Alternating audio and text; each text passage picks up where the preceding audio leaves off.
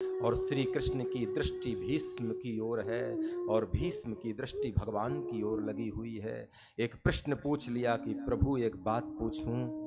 बोले हाँ।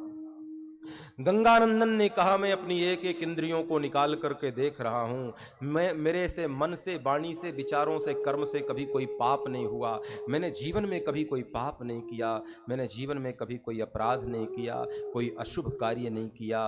और जब जीवन में मेरी इंद्रियों से कोई पाप नहीं हुआ तो किन पापों की सजा दे रहे हो कि अर्जुन की बाण सैया पे इतने दिनों से लेटा हुआ हूं?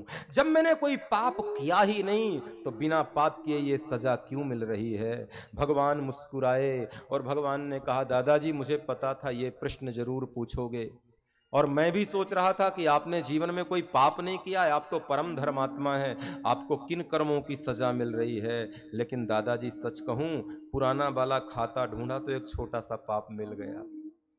इसका मतलब क्या है? आप कितने भी छुप करके पाप करेंगे, कितनी भी चतुरता से करेंगे, ठाकुर जी की डायरी में तो नोट होना ही होना है भैया। भगवान ने कहा एक पुराना खाता बही मिला जिसमें एक छोटा सा पाप मिला है, उसी के फल की परिणति है, उसी के पापों की सजा भोग रहे हो। भीष्म ने कहा मेरे द्वारा कोई पाप हुआ है? जरा बताओ तो सही कौन सा पाप हुआ है? भगवान ने कहा आपको याद है?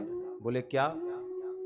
भरी सभा में द्रौपदी की मर्यादा लूटी जा रही थी, दुशासन वस्त्रों को खींच रहा था। उस समय द्रौपदी ने सबके सामने पुकार लगाई थी और आपसे भी कहा था कि दादाजी भीष्म, दादा आप तो जानते हो कि मैं एक अबला हूं, मानती हूं कि मैं मेरे पतियों के द्वारा जुए में हारी हुई अबला हूं, मैं मानती हूं कि मैं हारी हुई अबला हूं, लेकिन क्या एक रजस्वला स्त्री को भरी सभा में उसकी मर्यादा से वंचित किया जाए, उसके वस्त्र खींचे जाएं, उसके केस खोल दिए जाएं? क्या ये धर्मोचित है? आप तो धर्मात्मा हैं, आप तो साधु राजा हैं, क्या आपके सामने ये कार्य हो रहा है? आप विवेक पूर्वक विरोध नहीं कर सकते? मेरी रक्षा करो हे गंगानंदन भीष्म। उस समय आपने कहा था कि द्रौपदी मैं जानता हूं तेरे साथ जो हो रहा है अन्याय हो रहा है, मैं जानता हूं तेरे साथ जो हो रहा है वो ठीक नहीं हो रहा है, लेकिन मैं मौन इसलिए हूं क्योंकि मैंने दुर्योधन का अन्न खाया है, इसलिए मेरी मति भ्रष्ट हो गई है।